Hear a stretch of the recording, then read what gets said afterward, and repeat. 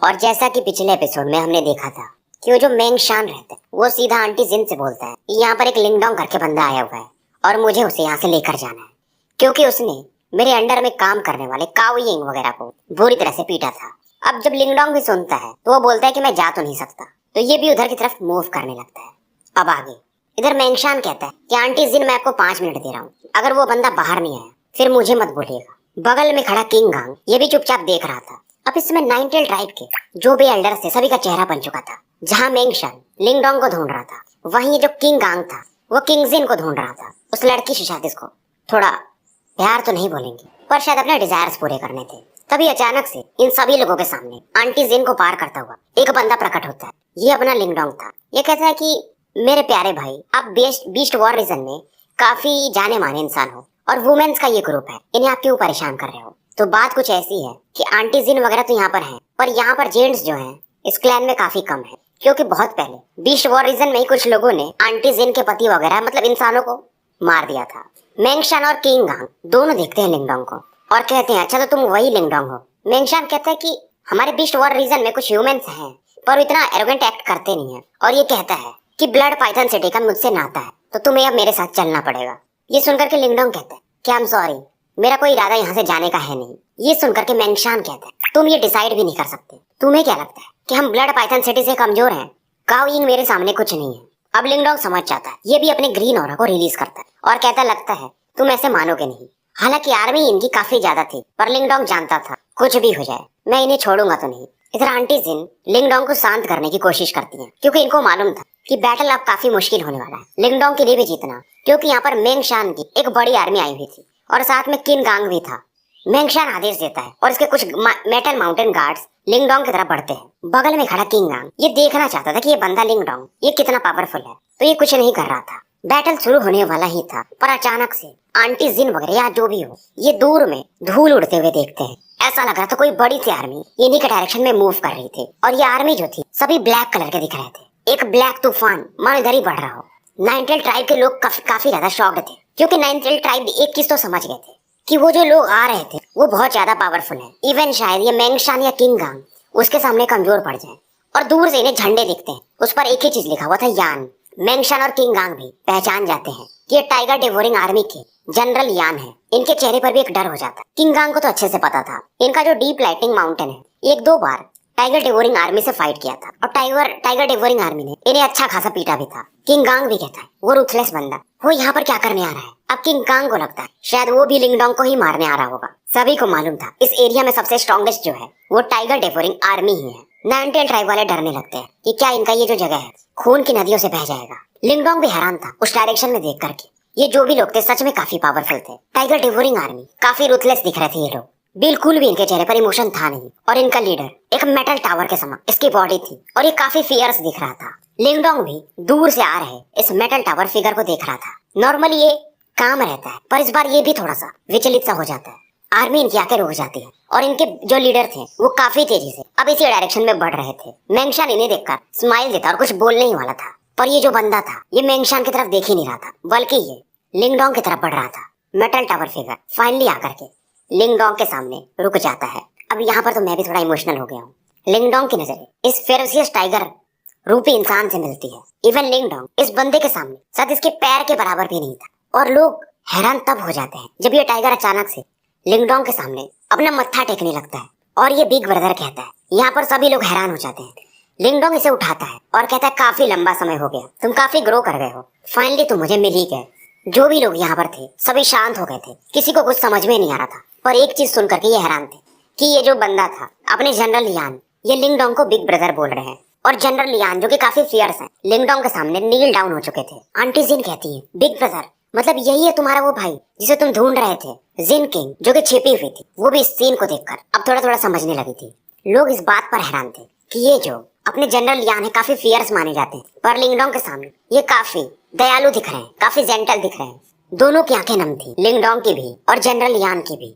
लिंगडोंग देखता है और कहता है कि जाओ यान तुम्हारे शरीर पर कई सारे घाव हैं। लिंगडोंग भी जानता था जब ये जाओ यान अकेले घूमा है तो ये ज्यादा ही स्ट्रांग हो गया है। शायद इसने इस दौरान कुछ टफ बैटल भी लड़े होंगे। जाओ यान कहता है मैं आपसे बताता हूँ जो पूरी कहानियां हुई हैं, पर उसके पहले मुझे कुछ सेटल करना है। और ये तुरंत ही मेंगशान की तरफ देखता है। मेंगशान डर जाता है। जाओ यान की आंखें फिर से एक फियर्स टाइगर के समान हो चुकी थी और ये कहता है कि मैंने तुम्हें बोला था कि तुम्हें वहां पर जाना नहीं है, नाइनटेल ट्राइब, फिर भी तुम यहाँ पर आए, मतलब तुम मरना चाहते हो। मेंगशान कहता है कि ब्रदर फ्लेम, ये बस एक मिसअंडरस्टैंडिंग है। जाओ यान कहता है मिसअंडरस्टैंडिंग? ये हंसता है, पर जो भी हो अब तुम्हें मरना पड़ेगा। मेंगशान अब इसका चेहरा उतर चुका था। ये जानता था कि अब इसे बैटल तो करना ही है, तो ये अपने युवान पावर को रिलीज करता है। जाओ यान इसे एक खतरनाक क्लॉ अटैक मारता है। मेंगशान ट्राई करता है पर फिर भी ये जाके जमीन पे टकराता है। मेंगशान की टीम आगे बढ़ने को देखती पर कई सारे ये जो ब्लैक आर्मी थी टाइगर्स की, इनको पीछे हटाने लगती है। चारों तरफ बस खून ही खून की होलियां खेली जा रही थी। जाओ यान फिर से एक बार गायब होता है। मेंगशान अब पीछे भागता है पर अचानक से एक black giant tiger claw attack space को चीरते हुए सीधा इसके हाथों की तरफ पड़ता है और लगातार उठा के अब जाओ यान इसको दीवार पर दे मारता था और इसके बॉडी से ही जमीन पर एक काफी बड़ा गड्ढा कर देता है। जाओ यान वायलेंस के मामले में ये शायद लिंगडोंग से भी ऊपर आता था और एक दो मूव में ही ये मेंगशान मारा जाता है। लिंगडोंग भी अब सरप्राइज था। शायद जाओ यान का जो स्ट्रेंथ है वो एडवांस डेथ स्टेज पर है और ये परफेक्ट लाइफ डेथ स्टेज के बंदों को भी मार सकता था। अब उसके बाद जाओ यान किन गांग की तरफ देखता है और कहता है तुम क्यों नहीं जा रहे हो? अब से ये नाइन टेल विलेज मेरे प्रोटेक्शन में है। जो भी यहाँ पर चंदा मांगने आएगा सभी मारे जाएंगे। किंग गांग कुछ बोलने को सोचता है पर जाओ यान की लाल आंखों को देखकर इसकी जबान ही नहीं खुलती है और यहाँ से ये भाग जाता है और फिर से जाओ यान पहले जैसा हो जाता है, एकदम नॉर्मल। आंटी जिन हैरान थी, ये बंदा एक समय में इतना फियर्स और दूसरे समय में लिंगडोंग के सामने एकदम नॉर्मल। सभी लोग जब चले जाते हैं तो नाइनटेल ट्राइब वाले हैरान थे और वही बात बोल रहे थे कि मुझे लगा नहीं था कि ब्रदर लिंगडोंग का भाई जो होंगे वो सच में जनरल यान होंगे और वो भी छोटे भाई। फिर आंटी जिन को ये भी पता चल गया रहता है कि लिंगडोंग का एक और भाई है और वो तो सेलेस्टियल डेमन मार्टिन ट्राइब का है। इनके तो पैरों तले जमीन खिसक जाती है। अब इधर लिंगडोंग और जाओ यान बातें करते हैं कि एक साल के दौरान क्या हुआ है इनके साथ, कि जब ये यहाँ पर आया था तो इसे किसी एक एल्डर का, जो कि खुद एक टाइगर क्लैन के थे, उनका एसेंस ब्लड मिल गया था। इससे इसका स्ट्रेंथ काफी जल्दी बढ़ा था और वो जो भी एल्डर थे वो समसारा लेवल पर थे। पर ये बताता है कि मुझे पूरा इनहेरिटेंस नहीं मिल पाया था क्योंकि वहाँ पर एक और बंदा था, उसे लोग कहते हैं जू जोंग और ये बंदा कमांडर है डीप लाइटनिंग माउंटेन का और वो भी टाइगर ट्राइब का ही। तो मुझे आधा एसेंस ब्लड ही मिला था, आधा उसने ले लिया था। और जाओ यान कहता है उससे मैं जीत नहीं पाया था, उस समय मेरे पास उतना स्ट्रेंथ नहीं था, पर शायद अब मैं उससे फाइट कर सकता हूँ। अब लिंगडोंग पूछता है तो तुम डीप लाइटनिंग माउंटेन का वो जो डेमन जनरल है तुम उसके अंडर में काम करते हो? ये सुनकर के जाओ यान कहता मैं जा भी कैसे सकता था, मेरे पास एसेंस ब्लड था और हम टाइगर ट्राइब के ही हैं। हालांकि मैंने इस दौरान टाइगर ट्राइब के कुछ लोगों को ढूंढकर टाइगर डिवोरिंग आर्मी अपनी खुद की खड़ा कर ली। इवन वो जो डेमन जनरल जू जोंग है वो भी उन लोगों को चाहता है। और जाओ यान का मकसद जो था वो लिंगडोंग समझ जाता है कि जू जोंग के पास जो आधा एसेंस ब्लड है वो भी जाओ यान को चाहिए, कि मैंने उस चीज को ढूंढा था, ये बंदा तो बीच में आ गया था। अगर वो मुझे एसेंस ब्लड मिल जाए तो मैं परफेक्ट डेथ स्टेज पर जा सकता हूँ और उसके बाद हम सभी लौट सकते युवान गेट उन लोगों को मारने के लिए। ये कहता है कि उस टाइम आप और सेकंड ब्रदर फाइट कर रहे थे उन युवान गेट के बंदों से और मैं एक बोझ बन के खड़ा था। लिंगडोंग कहता है तुम्हें मैंने बोझ कब कहा? पर फिर भी ये कहता है लेकिन मुझे आपका साथ देना है, साथ में फाइट करना है। अब उसके बाद लिंगडोंग पूछता है तो ये जो डेमन कमांडर जू जोंग है इसका स्ट्रेंथ क्या है, क्या ये समसारा लेवल पर जा चुका है? ये सुनकर के जाओ यान कहता है वो पीक पर है फिलहाल, परफेक्ट डेथ स्टेज के, और कभी भी समसारा में जा सकता है। और जू जोंग के अंडर में मेरे अलावा 8 और जनरल्स हैं और सभी का स्ट्रेंथ मेंगशान के आसपास ही है। हालांकि जाओ यान बताता है कि उनमें से कुछ जनरल्स मेरे साइड में हैं। उसके बाद ये जू जोंग के द्वारा बनाए गए ब्लैक सील्स को दिखाता है कि ये जो जू जोंग है काफी शातिर बंदा है, तो इसने हम सभी 8-9 जनरल्स पर सील बना दिए हैं। लिंगडोंग अपने पावर से सील को टच करता है और कहता है ये तो डीप डार्क घोस्ट सील है, टेंशन मत लो, मैं इसे रिमूव कर सकता हूँ और वो बंदा जू जोंग, उसे मरना ही चाहिए। जाओ यान कहता है मैं कब से प्लान कर रहा हूँ, 8 जनरल्स में से 5 तो मेरी तरफ हो चुके हैं, अब बस मैं मौका देख रहा था उसे मारने का। लिंगडोंग हैरान था कि जाओ यान का जो इंटेलिजेंस है वो इन सालों में बहुत ज्यादा बढ़ चुका था और ये बताता भी है कि अभी डीप लाइटनिंग माउंटेन कुछ एक दिनों में या महीनों में एनुअल गैदरिंग है, तो उसी टाइम मैं मारने को उसे सोच रहा था। और लिंगडोंग कहता है जो तुम्हारे 5 साथी हैं मैं उनका भी सील ब्रेक कर दूंगा। अब जाओ यान कहता है जब मैं सभी चीज का प्रिपरेशन कर लूंगा तो आपको इन्फॉर्म कर दूंगा जब हम लाइटनिंग माउंटेन के लिए निकलेंगे, क्योंकि जू जोंग भी इस पर कई सारे अटैक्स किया था आधा एसेंस ब्लड के लिए, पर जाओ यान काफी शातिर था तो ये हर बार बच जाता था। अब ये पूछता है कि लिटिल मार्टिन क्या उसका कुछ तुम्हारे पास पता है? तो जाओ यान बताता है कि जब से हम आए यहाँ पर मुझे उनसे कोई कांटेक्ट हुआ नहीं और मैं गया नहीं मार्टिन ट्राइब, नहीं तो मुझे मालूम है कि वो मेरा अच्छे से ख्याल रखते, पर मुझे खुद को और ज्यादा ट्रेन करना था। हालांकि उस बैटल के बीच में सबसे ज्यादा लॉस सेकंड ब्रदर को ही हुआ था, क्योंकि उन्होंने अपना जो क्लैन सिंबल इनहेरिटेंस था उसे भी इग्नाइट कर दिया था। लिंगडोंग भी समझ जाता है कि लिटिल मार्टिन की जो इंजरीज थी वो सबसे ज्यादा थी। अब इसके पास वो ह्यूमन स्पिरिट कम्युनिकेटर था जो कि लिटिल मार्टिन ने एक टाइम इसे दिया था डाओ सेक्ट में। लिंगडोंग इसे एक्टिवेट करता और इसमें से एक ब्लैक लाइट बाहर निकलता है। ये ब्लैक लाइट स्पेस में तो जाता है पर अचानक से फिर गायब हो जाता है। शायद इसका जो लिमिट था उतना ज्यादा था नहीं। अब ये लिटिल मार्टिन रिसीव कर पाएगा कि नहीं, अब उसके लक पे ऊपर डिपेंड करेगा। जावियान कहता है क्यों ना आप मेरे साथ चलो फिलहाल, पर लिंगडोंग कहता है नहीं फिलहाल मैं नाइनटेल ट्राइब में रहूंगा और जब तुम वहाँ निकलोगे जूजोंग को मारने के लिए तो मुझे बुला लेना। और जावियान भी कहता है कि नाइनटेल ट्राइब वाले इतने सिंपल है नहीं, ये पहले बहुत स्ट्रांग हुआ करते थे। लिंगडोंग स्माइल करता है क्योंकि पास्ट में नाइनटेल ट्राइब वो जो 4 ग्रेट ओवरलॉर्ड्स हैं उनके कंपेयर का था। तो 15 दिन बाद अब ये लोग मिलने वाले थे और जावियान यहाँ से निकल जाता है। आंटी जिन इस समय लिंगडोंग से बात करती है और जावियान को भी सर करके बुलाती है। लिंगडोंग बोलता है इसकी कोई जरूरत नहीं है और जाने से पहले जावियान भी बोलता है अगर कभी भी आपको हमारी जरूरत पड़े तो आप आ सकते हो। अब आंटी जिन कुछ तो सोचती है और जिन किंग के सर पर अपना हाथ रखती है।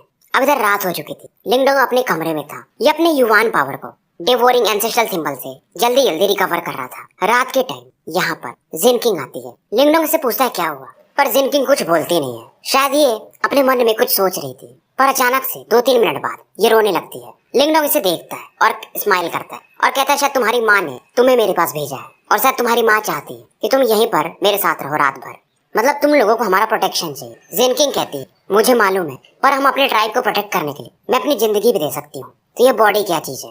लिंगडोंग इसे अब समझाता है। ये लड़की रो रही थी, ये भी समझ गई थी कि मुझे मालूम है कि ये सब ट्रिक्स आप पे काम नहीं करता है। लिंगडोंग इसके बाजू में आके बैठता है, फिर इसे बताता है तुम्हें मालूम है मैं ईस्टर्न जुआन रीजन की एक छोटे से गांव से आया हूँ। मैं इतना पावरफुल कैसे हुआ, क्योंकि मैं अपने पर रिलाई किया। तुम मान लो कि तुम्हें मेरा प्रोटेक्शन मिल जाएगा तुम्हारे ट्राइब को, पर क्या तुम लोग ग्रो कर पाओगे। फिर ये पूरी कहानी सुनाता कि मेरे फादर को कैसे एक बंदे ने क्रिपल कर दिया था, यानी लांगटियान वगैरह की स्टोरी, और मैं कैसे आगे बढ़ा। फिर तो तुम भी बढ़ सकते हो और तुम्हारा तो स्टार्टिंग पॉइंट वैसे भी अच्छा है। तुम खुद एक परफेक्ट लाइफ स्टेज के आसपास पहुंच चुके हो इतनी कम एज में। और लिंगडोंग कहता है कि तुम्हारे पास पोटेंशियल है, तुम ग्रो कर सकती हो। अब जाके इसे समझ में आता है। और जिन किंग कहती है कि इसीलिए आपको एल्डर सिस्टर जिन लियान भी काफी पसंद करती थी। लिंगडोंग हंसता है और कहता है कि मैं भी उसे भी दोस्त मानता हूँ। जिन किंग को समझ में आ चुका था कि हम खुद पे ही रिलाई करके स्ट्रांग बन सकते हैं। अब थोड़ी देर बाद ये यहाँ से चली जाती है। इसे जाने के बाद लिंगडोंग फील करता है कि इस लड़की के अंदर जो डर था अब शायद वो समाप्त हो चुका है, तो ये फ्यूचर में काफी अच्छा करेगी। रात में ये लड़की अपनी माँ के और एल्डर्स के पास जाती। आंटी जिन कहती कि मैंने तुम्हें क्या कहा था, तो ये समझाती कि मैंने वो मेथड ट्राई किया, पर ब्रदर लिंगडोंग थोड़े अलग है।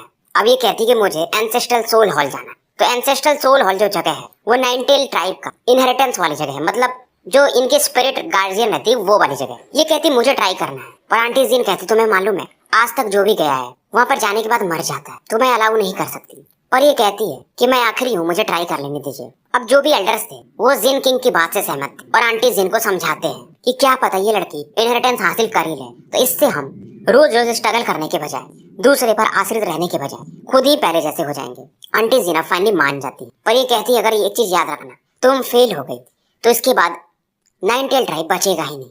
अब फाइनली सुबह होती। यहाँ पर लिंगडोंग भी खड़ा था और इनसे पूछता है क्या मैं भी आपके इस एंसेस्ट्रल सोल हॉल में जा सकता हूँ। आंटी जिन कहती है थोड़ा कठिन तो है, डेंजरस है, पर जा सकते हो। तो लिंगडोंग बोलता है मैं भी जिन किंग के साथ जाऊंगा। तो दोपहर का समय हो चुका था और सभी एल्डर्स वगैरह और लोग यहाँ पर इकट्ठे थे। लिंगडोंग के अंदर से यान बोलता है कि वो जगह काफी खास है, क्योंकि यान काफी पुराने जमाने के थे, तो उन्हें हर एक इन्फॉर्मेशन नॉर्मली पता रहता था। और यान ने इसको बताया था कि उस टाइम नाइनटेल ट्राइब में काफी खतरनाक वॉरियर थी और उस टाइम तो रिनकार्नेशन लेवल के 3 लोग थे, वो भी पीक पर नाइनटेल ट्राइब के। लिंगडोंग चौंक जाता, भाई 3 रिनकार्नेशन लेवल के बंदे।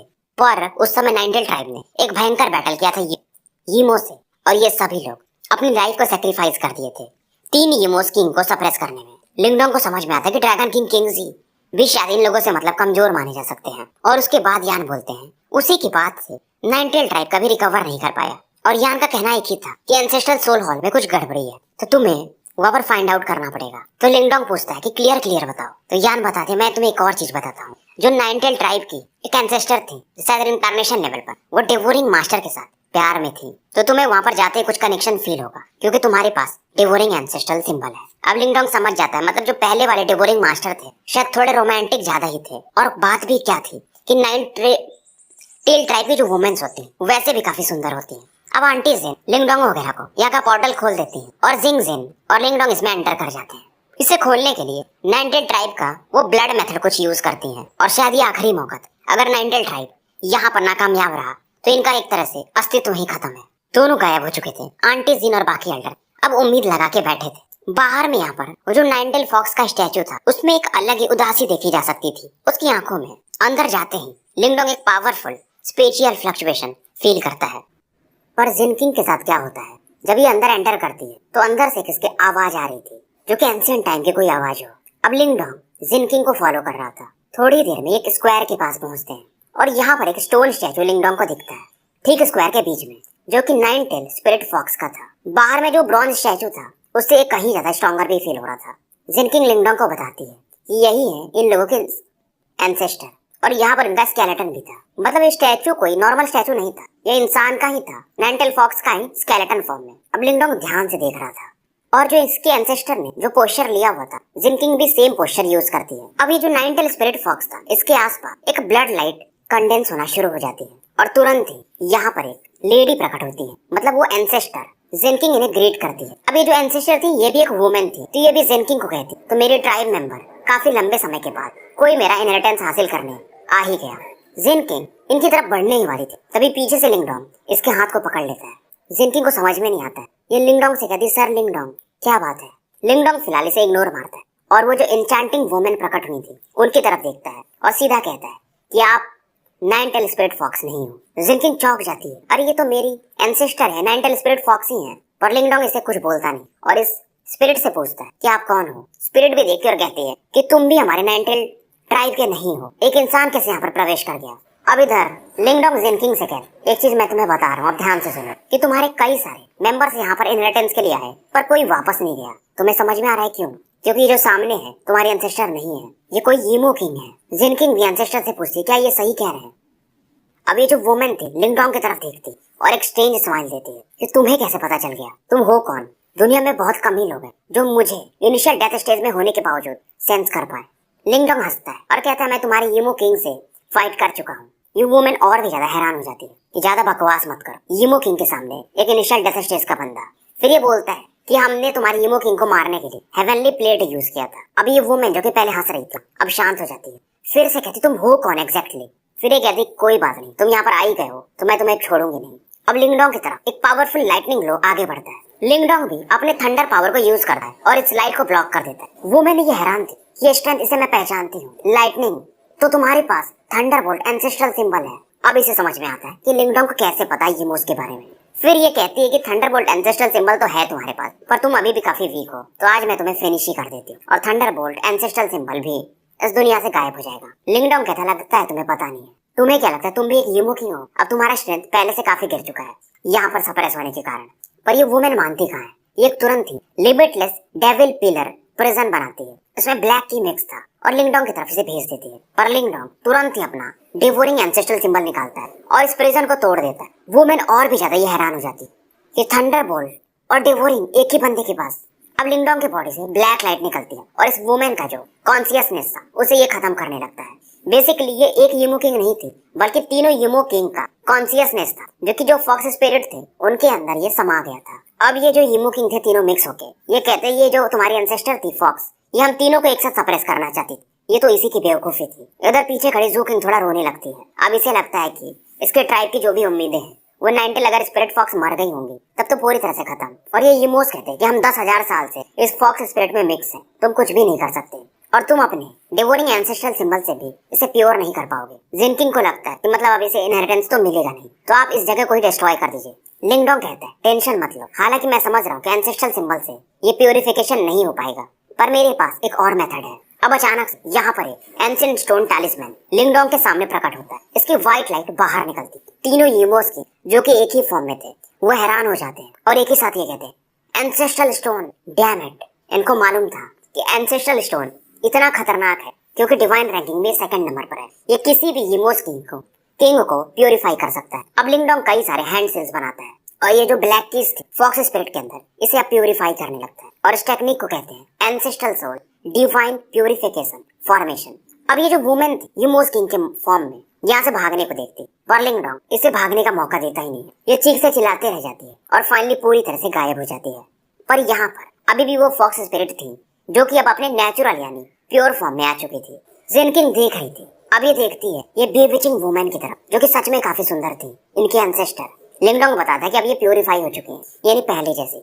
जिन किंग इन्हें फिर से एंसेस्टर बुलाती या फिर से बोलती है, तो फाइनली मेरे ट्राइब मेंबर आ ही चुके हैं। अब ये उसके बाद पूरी कहानियां सुनाती कि पास्ट में उस टाइम क्या हुआ था, ये मेरी ही गलती थी। मैंने 3 यूमोस किंग को एक साथ सप्रेस करने का कोशिश किया और अपना डेमोनिक स्पिरिट का पावर ही यूज कर दिया था, जिसकी वजह से हमारे ट्राइब के लोग फिर उसके बाद उस पावर को यूज ही नहीं कर पाते थे। तो हमारा क्लैन डिक्लाइन कर गया था। पर कोई बात नहीं, अब मैं तुम्हें ये पावर दूंगी, इनहेरिटेंस दूंगी। अभी लिंगडोंग को देखती इसके डिवोरिंग एंसेस्ट्रल सिंबल को, जो कि अभी भी हवा में उड़ रहा था, और इनका एक्सप्रेशन थोड़ा सा बदल जाता है। फिर ये बोलती, ये तुम्हारा पहला वाला मालिक यानी डिवोरिंग मास्टर, उसी के साथ तो मैं ट्रैवल करती थी और यूमोस के जगह में वो घुस जाता था। अब ये कहती है इनहेरिटेंस जल्दी से ले लो, क्योंकि शायद इनके पास अब टाइम उतना ज्यादा था नहीं। जिन किंग इस समय लिंगडोंग को थैंक्स बोलते और कहती आपको कभी भी जरूरत पड़े, हमारा नाइनटेल ट्राइब फ्यूचर में आपके लिए खड़ा रहेगा। और वो वाला पोजीशन में ये इसे रेस्पेक्ट देती, जो कि नाइनटेल ट्राइब का सबसे खतरनाक पोजीशन, यानी कि जो डीप रेस्पेक्ट दिया जाता है वैसा। लिंगडोंग को ये चीज पता नहीं था। बेसिकली ये लिंगडोंग को अपना मास्टर मान चुकी थी और ऐसा चीज दोबारा हुआ था।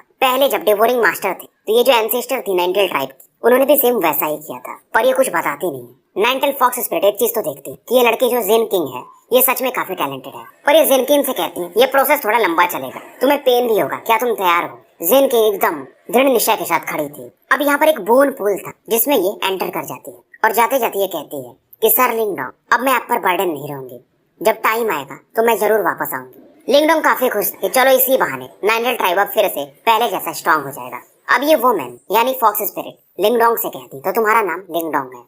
लिंगडोंग हाँ में सर हिलाता है। फिर ये कहती है, क्या तुम्हें डिवोरिंग मास्टर का इनहेरिटेंस चाहिए? लिंगडोंग कहता है, आप क्या कह रही हो? इसको कुछ समझ भी नहीं आता है, पर ये बहुत ज्यादा आश्चर्यचकित होता है। इसको मालूम था कि अगर डिवोरिंग मास्टर का इनहेरिटेंस मिल गया इसे, तो ये आराम से समसारा या उससे भी ऊपर जा सकता था। फिर ये सोचता, तो क्या डिवोरिंग मास्टर भी रिनकार्नेशन पर नहीं पहुंचे थे? मतलब रिनकार्नेशन में पहुंचने के बाद क्या उनका पुनर्जन्म नहीं हुआ, जैसे कि यिंग हुआन वान यानी आइस मास्टर का हुआ है? फिर ये बताती है कि तुम समझे नहीं, डिवोरिंग मास्टर उस टाइम जब वो रिनकार्नेशन पर थे, तो यमोस का जो अटैक था, बाकी भी 8 मास्टर्स को मार सकता था साथ, तो उन्होंने अपना रिनकार्नेशन पावर को इग्नाइट कर दिया था और सबको प्रोटेक्ट करने के चक्कर में मारे गए। नहीं तो अगर वो ऐसा नहीं किए होते, तो इवन आइस मास्टर भी दोबारा रिनकार्नेट नहीं हो पाती, क्योंकि उस समय तक सिंबल एंसेस्टर भी मारे जा चुके थे, यानी उन्होंने अपना रिनकार्नेशन पावर इग्नाइट कर दिया था। और जो लास्ट बिट ऑफ पावर था सिंबल मास्टर का, उन्होंने आइस मास्टर को दे दिया था। तो सिंबल मास्टर के जो 8 डिसाइपल थे, उनमें सबसे ज्यादा टैलेंटेड आइस मास्टर थे, उसके बाद डिवोरिंग मास्टर ही थे।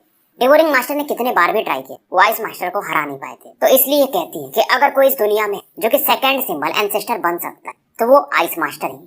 अब इसे याद आती हुआन वान की, जो कि इसके लिए जिथर बजाया करती थी। क्या वो सच में आइस मास्टर बन के पहले जैसे नहीं रहेगी, चुलबुली खेलती हुई? नाइनटेल स्पिरिट फॉक्स देख रही थी कि ये बंदा किसी ख्यालों में खो गया है। अब लिंगडोंग पूछता है, तो बाकी 7 मास्टर के साथ क्या हुआ? अब इसे याद आता है कि क्योटिक डेमन सी में जब ये गया था, तो एक नीचे में फ्लेम मास्टर इसे मिले थे, जो कि शायद सो रहे थे मैग्मा वर्ल्ड में। मतलब फ्लेम मास्टर शायद अभी भी जिंदा है। फिर केओस टावर के अंदर जब ये गया था, तो वहां पर केओस मास्टर भी एक मतलब सोए हुए कंडीशन में थे। मतलब बाकी शायद 7 मास्टर जिंदा है, बस डिवोरिंग मास्टर उन्होंने सभी को प्रोटेक्ट करने के चक्कर में अपनी कुर्बानी दे दी थी। नाइनटेल फॉक्स भी इस समय थोड़ा उदासीन थी, शायद ये उनको भी पसंद करती थी। और ये लिंगडोंग से कहती, तो अगर तुम्हें डिवोरिंग मास्टर का इनहेरिटेंस मिल गया, मतलब तुम उनके सक्सेसर बन गए, क्योंकि तुम्हारे पास वैसे भी डिवोरिंग एंसेस्ट्रल सिंबल है, और उनका इनहेरिटेंस हासिल करना इतना आसान नहीं है। वो आदमी बहुत जिद्दी था, जब तक कि कोई बंदा उससे भी बड़ा जिद्दी ना हो, वो उसे अपना इनहेरिटेंस देगा ही नहीं। और उसका जो इनहेरिटेंस है वो डेमन रीजन में ही कहीं है, और जगह को कहा जाता है डिवोरिंग डिवाइन पैलेस। पर वो कहाँ पर है उसे ढूंढना शायद मुश्किल है, एक अलग स्पेस में है वो, ऐसा बताती है। पर बीच बीच में वो बाहर आते रहते हैं, वो जो लोकेशन है, तो तुम्हें कभी न कभी उसका क्लूज मिल जाएगा जब तुम्हारा समय करीब होगा। अब ये पूछता है, तो डिवोरिंग मास्टर से रिलेटेड ये डिवोरिंग एंसेस्ट्रल सिंबल तो हो गया, बाकी कुछ है? तो ये अभी सोच ही रही थी, पर लिंगडोंग इन्हें स्काई डिवोरिंग कॉर्प्स निकाल के दिखाता है। इसे देखते ही लिंगडोंग मतलब जब ये दिखाता है, तो नाइनटेल फॉक्स स्पिरिट थोड़े समय के लिए एब्सेंट माइंडेड हो जाती है। फिर ये कहती, मुझे लगा नहीं था कि ये स्काई डिवोरिंग कॉर्प्स इतना ज्यादा डैमेज हो जाएगा। फिर ये बताती है कि पास्ट में मेरे पास भी हमेशा एक स्काई डिवोरिंग कॉर्प्स रहता था, उस डिवोरिंग मास्टर ने मेरे प्रोटेक्शन के लिए दिया था। लिंगडोंग समझते जा रहा था, मतलब डिवोरिंग मास्टर और ये जो नाइनटेल फॉक्स स्पिरिट है, इनका रिलेशन काफी अच्छा रहा होगा।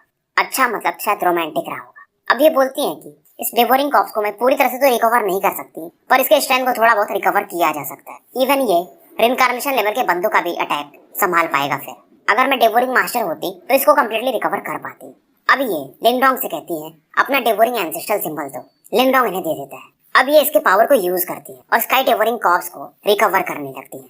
लिंगडोंग हैरान था, नाइनटेल स्पिरिट फॉक्स का स्ट्रेंथ सच में काफी पावरफुल था। हालांकि इसे रिकवर करने इनकी भी स्पिरिट काफी ज्यादा एग्जॉस्ट हो जाती है। अब ये बोलती है फिलहाल ये परफेक्ट डेथ स्टेज के बंदे को संभाल सकता है, इवन समसारा लेवल को। ये बोलती है इससे ज्यादा फिलहाल मैं कर नहीं पाऊंगी इसे रिकवर। लिंगडोंग खुश हो जाता है कि इतना भी काफी है, अब इससे ये डेमन रीजन में थोड़ा प्रोटेक्टेड रहेगा। उसके बाद ये पूछता है तो जिन किंग को इनहेरिटेंस हासिल करने में कितना टाइम लगेगा, तो ये बोलती है 2 साल के आसपास तो लग ही जाएगा।